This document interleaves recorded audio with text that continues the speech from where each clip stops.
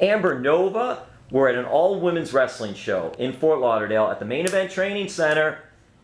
This is just an incredible event because you have women, professional wrestlers that are stepping out. This whole society, cultural change, women's wrestling is on the rise. It's amazing. Amber Nova, you're a part of this. Talk about being a part of an all-women's wrestling show. It's a blessed opportunity, and like you said, this is the time for women's wrestling, and I'm blessed to be a part of it and be coming up in this time where women are making history. Amber, what made you decide, hey, I want to become a professional wrestler? So, I've watched wrestling since I was young with my dad. Worked on cars, watching wrestling with dad on Monday nights. Hence the wrench. Daughter of a mechanic. And Daddy got me into wrestling, and I was like, all right, cool, I love it. And I always loved it. And then I was an EMT, and I did medical transport for 2 years. So I wasn't only just kicking butt, I was helping people. Not just a great wrestler, not just a beauty, but also skilled smart. In basic life support. Yep. And so I gave up being an EMT to move to Orlando to be a professional wrestler because I just could not stop thinking about it and just wondering what if. And I went and did it. But you grew up in Baltimore? No. Born in Jersey, grew up in South Carolina, Beaufort County, Hilton Head Island area. South Carolina. So you're in the South Carolina area and all. And Hilton Head is a great vacation area too, by the way. Tennis is great up there. But you're a Jersey girl at heart, originally. Yeah, I am. Jersey is known for professional wrestling too. What made you decide, let me try Orlando rather than New Jersey?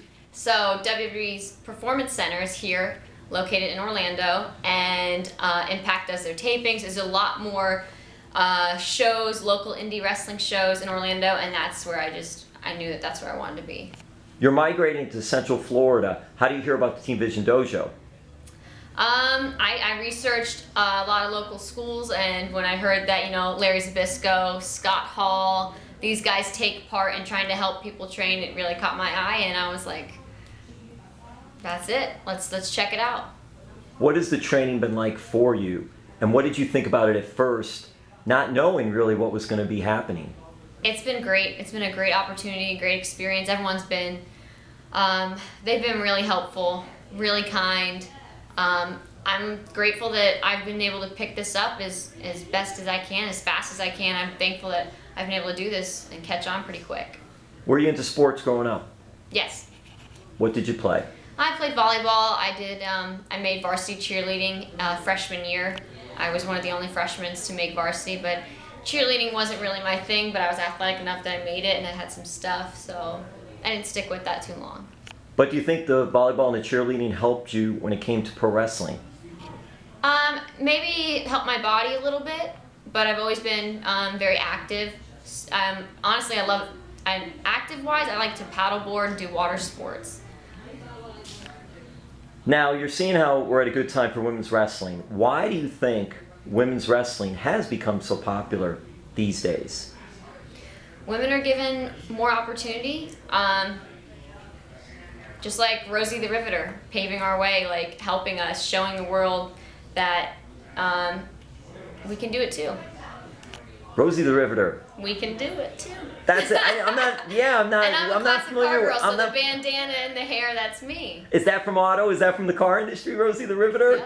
Yep. Yep. So Amber, what do you think about when you're out there and you're in front of a crowd? For you, when you first started training, even at the Team Vision Dojo, how physical was it? My body had to adjust. Got used to some of the hits. But I'm blessed that my body can do these things, and not everyone can, and it's not bad. How about the crowds? Oh, the crowds can be brutal sometimes, I got this. How do you react? Right, that's the thing. How do you interact and just react with the crowd? And was that part of the whole culture shock of pro wrestling when you're out there for the first or second time? It's all spontaneous. You never know what people are going to say, what they'll do. As long as they enjoy and they realize it's entertainment and they're enjoying it, it's like, all right, just don't get out of hand because this is why I got this. What does your father think about all this? He must be having the time of his life. My dad's really proud. He's happy for me, and he encouraged me. It's like, if you want to do this, you got to do it now, and he's very proud. Now you're involved in Impact Wrestling. Yes, I've done some tapings with them recently. Has Dad got to see that? Not in person, no. But did he send some clips, send some, their online videos, online YouTube, and so.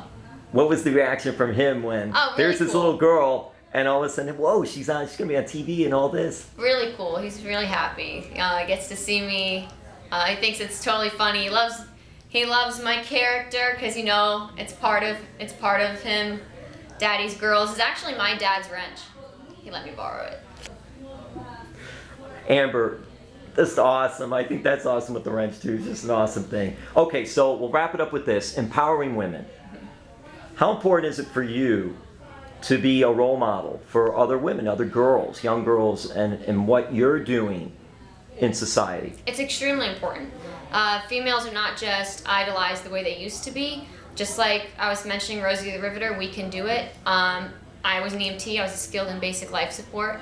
I did medical transport. I change my own oil. I really do know things about cars. I do work on my car. And I am a professional wrestler. You can have skills and you can be skilled in so many other things. You don't have to settle for just one thing. If you want to go out there and do that, I encourage all little girls. If you want to be an artist, if you want to do graphics and just design or anything you want to do, you don't have to settle for less. You don't have to settle for one thing. You can go out there. So I think it's really important. I think it would be so cool to get a video camera, and when Amber has to bring her car in to the mechanic, I will, and see what happens with that mechanic when he's saying this stuff and thinking, I could just, whatever, I could do this, that, and the other thing, and then all of a sudden you say, wait a minute, that gadget there, this has to be there, we have to do. I'm a little smarter than that. I know a thing or two. Thank you so much, Amber. Thank you.